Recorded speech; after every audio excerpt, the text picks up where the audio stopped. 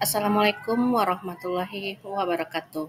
Bertemu lagi dengan saya Amelia Gusriani, mahasiswa Pascasarjana Program Studi Magister Pendidikan Dasar Universitas Terbuka. Sekarang kita sudah masuk ke diskusi yang kelima, mata kuliah Studi Komparatif Pendidikan Dasar di berbagai negara. Baiklah Bapak Ibu semuanya, kita masuk ke pembahasan yang pertama. Saat ini, banyak pembicaraan terkait dengan ChatGPT, yakni AI yang dapat berkomunikasi dan menemukan solusi akan banyak hal. Untuk beberapa kasus dalam dunia pendidikan, ChatGPT dapat menemukan dan menjawab soal matematika, sains, dan sebagainya. Sebagai seorang pendidik, bagaimana Anda menyikapi fenomena ini dilihat dari kekurangan dan kelebihan dari AI tersebut? Kita masuk kepada kelebihan dan kekurangan ChatGPT ini. Kelebihannya, yang pertama, kemampuan bahasa yang luas. Karena dilatih dengan berbagai teks, ChatGPT akan mampu menghasilkan berbagai bahasa, berbagai artikel, bahkan bisa kita minta untuk menulis sebuah pendahuluan, draft, dan berupa teks narasi yang kita inginkan. Yang kedua, respon yang cepat dan efisien. Dengan adanya respon yang cepat, waktu yang kita gunakan tidak terlalu lama, sehingga apa yang kita butuhkan dalam waktu yang sebentar akan ditemukan jawabannya. Yang ketiga, kemudahan dalam penggunaan. ChatGPT ini sangat mudah digunakan dengan syarat ada jaringan internet yang stabil, kemudian kita memiliki perangkat yang kemudian kita browsing sehingga kita masukkan di login ke ChatGPT, kita masukkan materi atau apa yang kita minta, dia akan meresponnya. Yang keempat, mampu melakukan banyak tugas. Dengan pemberian tugas yang banyak secara langsung kepada ChatGPT, berbagai pertanyaan akan bisa langsung dijawab oleh ChatGPT tersebut. Dengan berbagai kelebihan ini, tentu ada kekurangannya.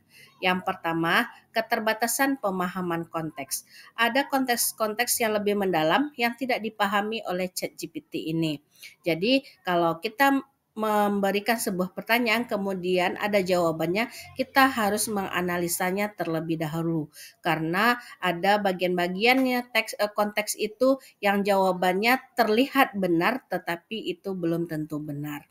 Yang kedua, ada informasi yang tidak akurat. Di sini ChatGPT ini tidak ada membedakan antara fakta dan opini.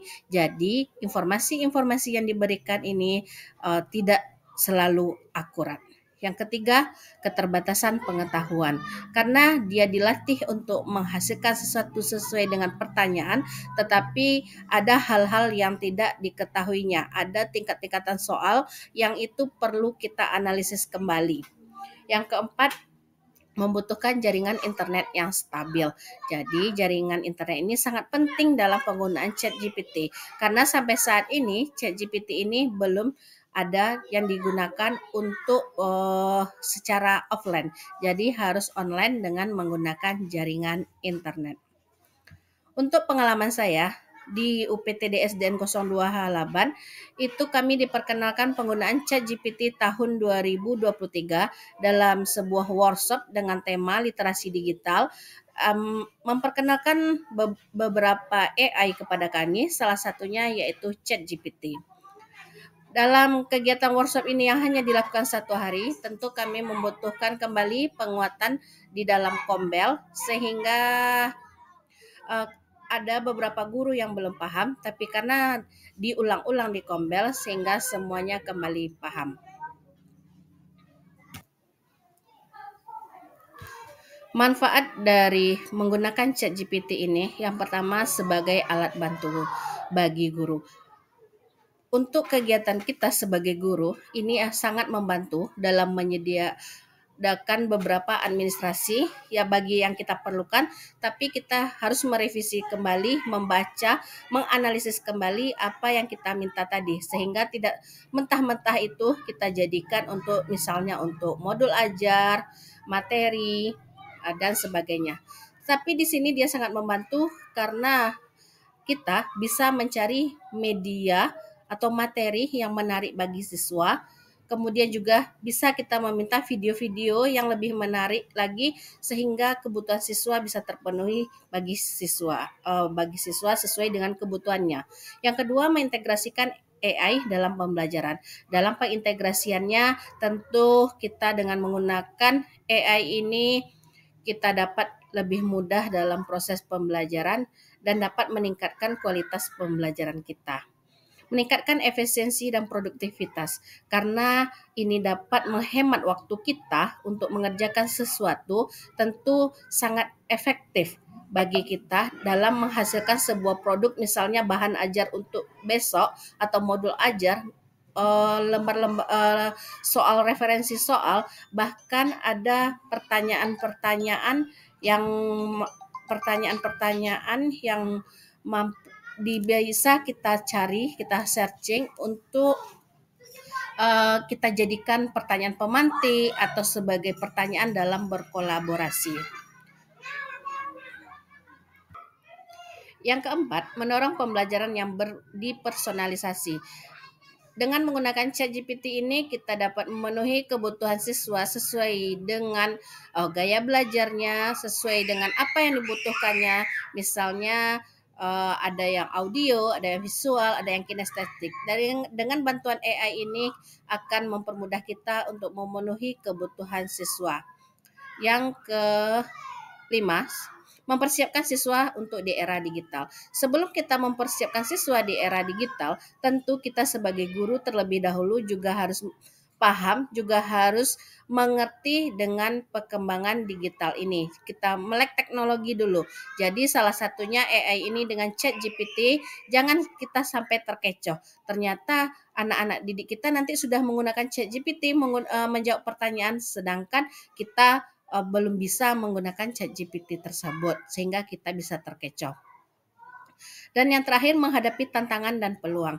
Dalam menghadapi tantangan dan peluang ini, tentu ChatGPT ini merupakan salah satu tantangan bagi kita. Kita sebagai pendidik tidak bisa kita selalu berada di zona nyaman saja yang selama ini kita hanya mengajar dengan memperoleh ilmu yang sudah ada, tapi dengan perkembangan teknologi kita harus menjadi guru yang bisa belajar sepanjang hayat, mempelajari hal-hal yang baru yang berguna untuk kemajuan pendidikan di negara kita. Kita menjadikan sebuah perkembangan ini sebagai peluang bagi kita, peluang untuk memudahkan kita. Teknologi yang tercipta ini adalah teknologi yang berguna bagi kita untuk memudahkan pekerjaan. Jadi ambil dampak positifnya dan kita kurangi dampak negatifnya dari perkembangan teknologi ini. Kita masuk ke pembahasan yang kedua. Sesuai dengan video yang sudah kita lihat bersama mengenai judul A Die Made of Glass 2. Jadi dalam video ini apa yang tergambar? Dalam video yang sudah kita tonton itu menggambarkan bagaimana perkembangan teknologi kaca canggih yang terintegrasi secara mulus ke dalam kehidupan sehari-hari. Jadi dalam video ini berhasil menampilkan visi yang sangat menarik dan menginspirasi tentang potensi teknologi kaca di masa depan. Kemudian konsep-konsep yang ditampilkan seperti permukaan interaktif, layar transparan, dan integrasi informasi secara real time sangat relevan dengan tren teknologi saat ini. Relevansi dengan perkembangan teknologi, kita lihat itu adanya layar sentuh pada perangkat seluler dan tablet, penggunaan kaca pintar dalam arsitektur dan otomotif, dan teknologi IR yang semakin berkembang. Implikasi bagi dunia pendidikan. Sebagai pendidik, video ini memberikan gambaran tentang bagaimana teknologi dapat mengubah cara kita belajar dan mengajar di masa depan. Kita lihat di sini, kita yang masih menggunakan papan tulis manual dengan spidol, ternyata untuk di masa depan kita sudah bisa menggunakan papan tulis yang sangat canggih. Tidak lagi kita menulis, tapi kita tinggal tekan-tekan saja sehingga kita lihat kelasnya juga kelas yang penuh dengan teknologi. Adanya ruang kelas interaktif. Jadi semua akses informasi yang mudah dan pembelajaran yang dipersonalisasi adalah beberapa potensi yang dapat diwujudkan. Semoga dengan adanya selalu perkembangan teknologi sampai juga ke seluruh pelosok negeri, sehingga kita yang berada di daerah jauh dari kota atau masih daerah pinggiran juga nanti merasakan kecanggihan teknologi berikutnya. Persiapan yang dapat kita lakukan sebagai pendidik dalam menghadapi kemajuan teknologi yang cukup pesat ini. Yang pertama, mengembangkan keterampilan digital. Jangan kita cepat puas dengan ilmu yang sudah kita peroleh. Ilmu yang kita peroleh saat ini belum apa-apa dengan perkembangan teknologi yang sangat canggih saat ini. Jadi jika ada nanti BIMTEK atau workshop dan pelatihan-pelatihan sejenisnya tentang teknologi, kita ikuti baik secara offline maupun online. Jadi semua ilmu sekarang sangat mudah kita peroleh. Kita juga bisa belajar secara otodidak. Yang kedua, mengintegrasikan teknologi dalam kurikulum.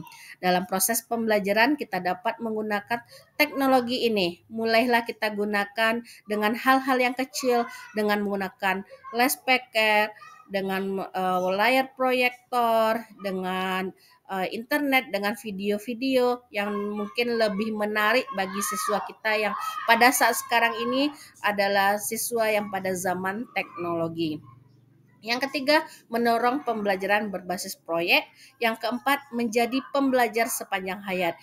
Jadi kita sebagai guru, kita akan terus belajar. Kita tidak hanya mengajar di kelas, tidak hanya sebagai pendidik saja, tapi kita akan terus belajar, dan belajar lagi. Karena ilmu itu tidak akan terhenti. Dan terakhir itu mengembangkan kemampuan dalam literasi digital para siswa. Jadi apabila kita sudah mendapatkan keterampilan digital, kita juga kembangkan kepada peserta didik kita, sehingga peserta didik kita tidak tertinggal dari peserta didik yang lainnya. Juga mereka sudah memiliki setidaknya literasi digital yang pada umumnya sudah dipakai oleh anak-anak lainnya. Baiklah, hanya itu pemaparan saya dari diskusi 5 ini. Salah dan janggal saya mohon maaf. Wabillahi taufiq wa hidayah. Assalamualaikum warahmatullahi wabarakatuh.